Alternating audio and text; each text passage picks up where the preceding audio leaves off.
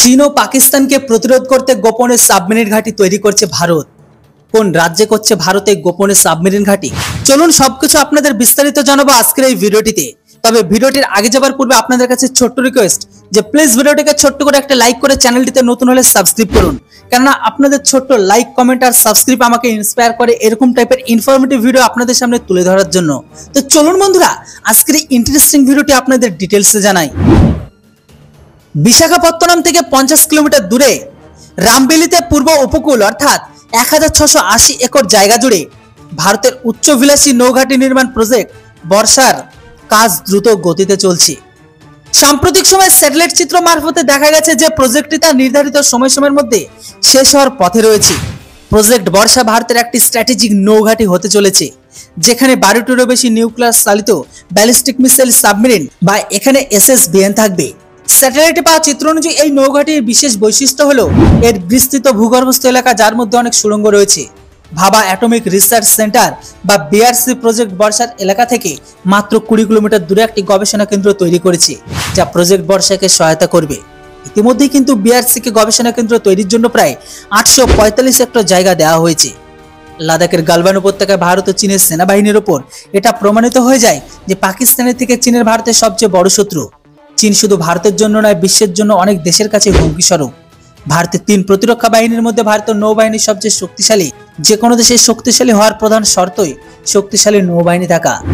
ভারত মহাসাগর অঞ্চলে চীনকে একমাত্র প্রতিরোধ করতে সক্ষম ভারতের নৌবাহিনী। মাঝে মধ্যে চীনের গোয়েন্দা জাহাজ শ্রীলঙ্কায় চলে আসে। এই জন্য ভারত তার নৌবাহিনীকে আরো শক্তিশালী করার জন্য INS বর্ষা নামে একটি গোপনে সাবমেরিন ঘাঁটিকে তৈরি করেছে। বায়ুসেনার সবচেয়ে বড় শক্তি যুদ্ধ বিমান, ঠিক তেমনি নৌবাহিনীর সবচেয়ে বড় শক্তি হলো সাবমেরিন।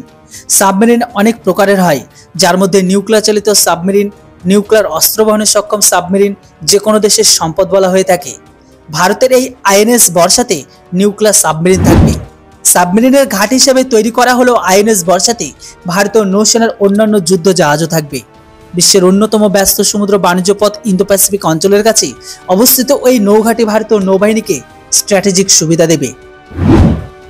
পাকিস্তান ও চীনের কথা মাথায় রেখে ভারত 4টি SSBN সাবমেরিন নৌবাহিনীতে যুক্ত করতে চাইছে, যেগুলি নিউক্লিয়ার অস্ত্র বহনে সক্ষম হবে।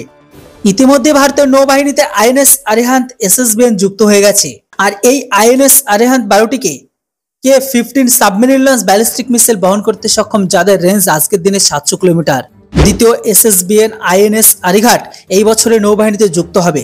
তবে বেশ কিছু সূত্র অনুযায়ী আরিঘাট ইতিমধ্যে যুক্ত হয়ে গেছে নৌবাহিনীতে। ভারতের তৃতীয় SSBN, যার কোড নেম হচ্ছে S4, ইতিমধ্যে তৈরি শুরু হয়ে গেছে। স্যাটেলাইট চিত্রে লক্ষ্য করা গেছে যে S4 আরিহান্ত আর আরিঘাটের থেকে দ্বিগুণ মিসাইল বহন করতে সক্ষম। S4 24টি K-15 অথবা 8টি K-4 মিসাইলকে বহন করতে সক্ষম, যার রেঞ্জ থাকবে প্রায় 3500 কিলোমিটার।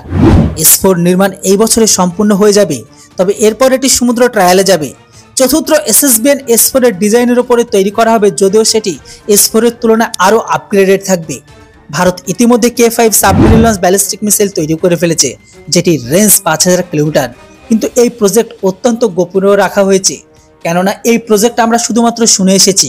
হয়তো এর অনেক কাজ কমপ্লিট হয়ে গেছে, কিন্তু গোপনীয়তা আর সুরক্ষাকে মাথায় রেখে সেগুলো এখনো পাবলিক প্ল্যাটফর্মে ডোমেন করেনি। যাই হোক বন্ধুরা, তো বন্ধুরা পুরো ব্যাপারটির উপর আপনাদের কি মতামত সেটি অবশ্যই কমেন্ট বক্সে লিখে জানান। এর সাথে আপনারা এটাও লিখে জানাবেন যে এই মুহূর্তে ভারতের কাছে কটা সাবমেরিন থাকা প্রয়োজন। কমেন্ট বক্সে লিখতে কিন্তু কেউ ভুলবেন না। Thanks for watching. জয় হিন্দ, বন্দে মাতরম।